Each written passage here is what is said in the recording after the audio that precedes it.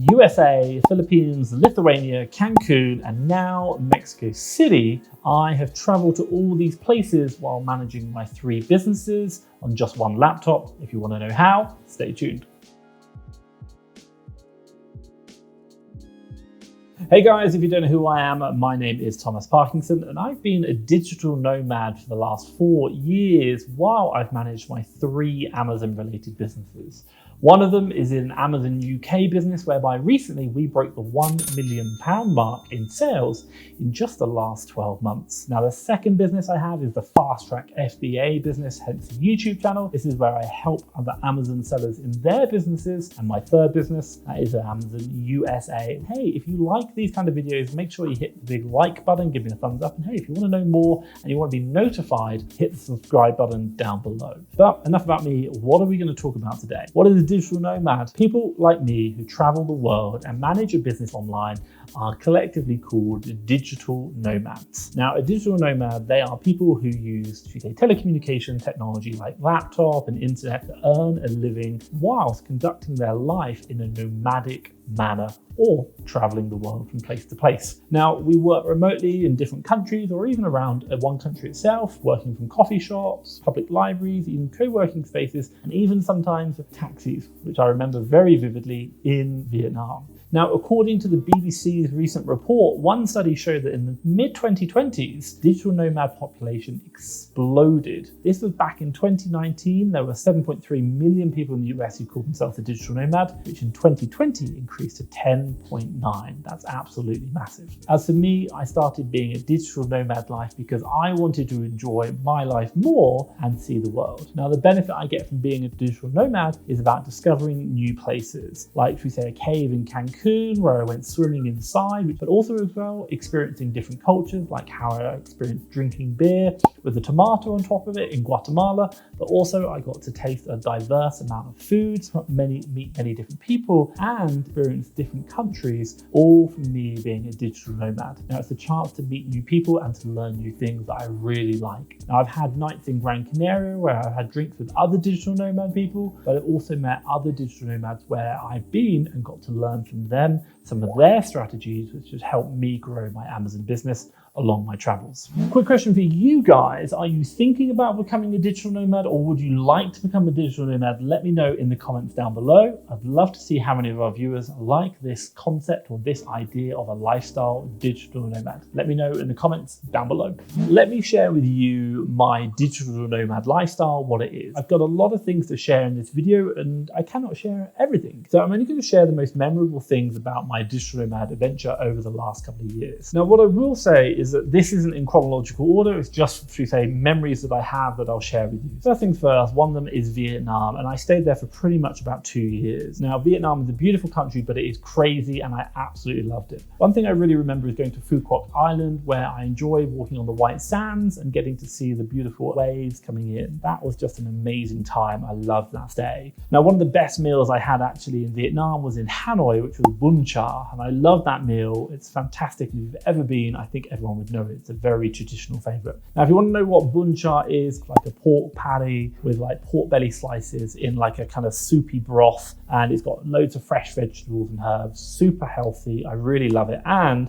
you know, my God, they had it for like breakfast, lunch, and I even ate it for dinner. Everyone thought I was weird, but I still loved it. Now, it was a unique taste of the actual product that I really enjoyed. Also as well, I could relate to it. It's really a nice kind of dish. Now, one of the most funniest things, or should we say scary things that happened in Vietnam, which when I first got there, it was about crossing the road. It sounds simple, but in Vietnam, they don't cross the roads like we do. Especially in Hanoi, they had 4-lane highways. That's 4 lanes one way and 4 lanes the other way. And it is just non-stop of traffic going. And how you cross the road is you just start walking. And you don't cross the whole thing. You cross one section of the road at a time. I.e., walk to the first lane, stop. You're waiting in the middle for all the cars and the bikes to come across you. And then you walk to the next one, and then all the cars are coming, and your next one, and the next one. It's a nerve-wracking experience, but my God, it was eye-opening. And now, any road in the world, I'm super happy to cross. It's easy. Done it in Vietnam, I could do it anywhere in the world. What I would call it, organized chaos. That is quite simply, but definitely a memorable experience. Now, Hanoi is a really memorable place for me. Why? Because I still remember very vividly sitting on tiny little plastic stools in Tat Hien, which is like their kind of drinking area, and just getting really drunk on rice wine. This stuff just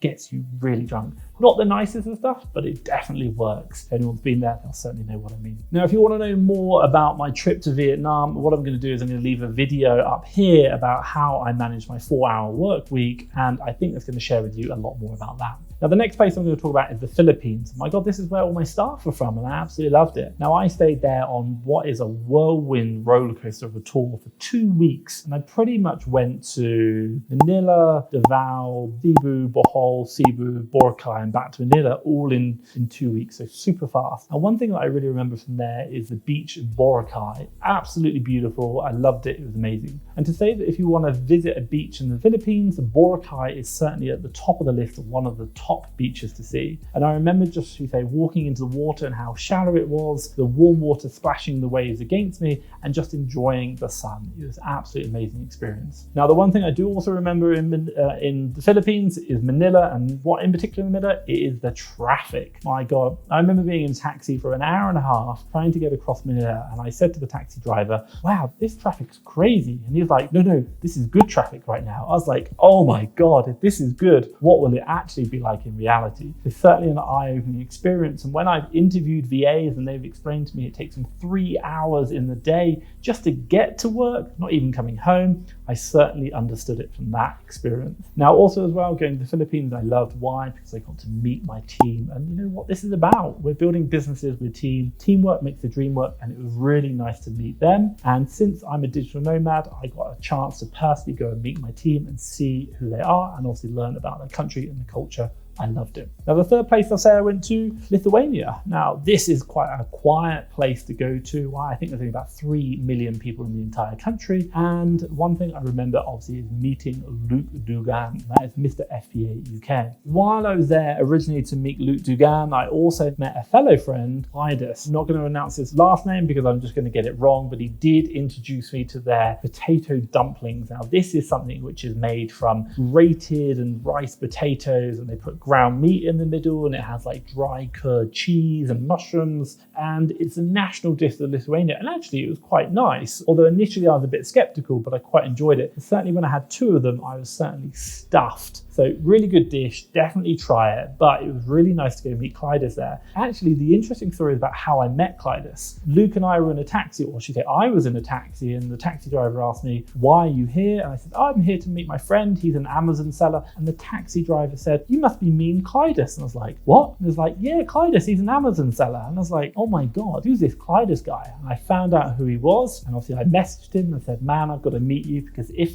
the local taxi driver knows who you are, that means you are big business in Lithuania. And how true that was. He is an Amazon pay-per-click expert, and I certainly learned a lot from him. And you know what? He is in his early 20s, which was absolutely amazing. Now, one of the most memorable times I had in Lithuania, quite simply, was myself and Luke Dugan. We got those little electric scooters, and we just started driving around everywhere. And I had the drone out, and we had the drone following us. It was super fun. Absolutely loved that experience. And the weather there was beautiful, and such a lovely country. Mr. Luke Dugan and Clydes, thank you so much for a wonderful time in Lithuania. If you want to see more about that video or that trip, check out the video up here. You're going to love it. Trust me, I enjoyed that time there in Lithuania. Beautiful country. Now, the next stop I had, or should I say in one of my journeys I remember, is Gran Canaria. This island off the south coast of Spain, or should I say west coast of Africa, is, I got a chance to taste, should we say, paella. I love paella. It's such a beautiful dish and I really enjoy it. And also the warm weather was really nice. And I was in Gran Canaria for about 3 months. Now, quite simply, paella, we all know, is just a classic Spanish rice dish, and beautiful. And it's always good to experience it with Spanish culture. So absolutely love that. Now, the one thing I will say is I do love paella and I like making it myself, but actually, unfortunately, about 10 years beforehand, I had one of my worst cases of food poisoning in my life from paella in Spain. And I threw up like on the plane as the plane took off while in the air as the plane landed at passport control, and I was even sick for the next 3 days, only able to hold water down. But you know what?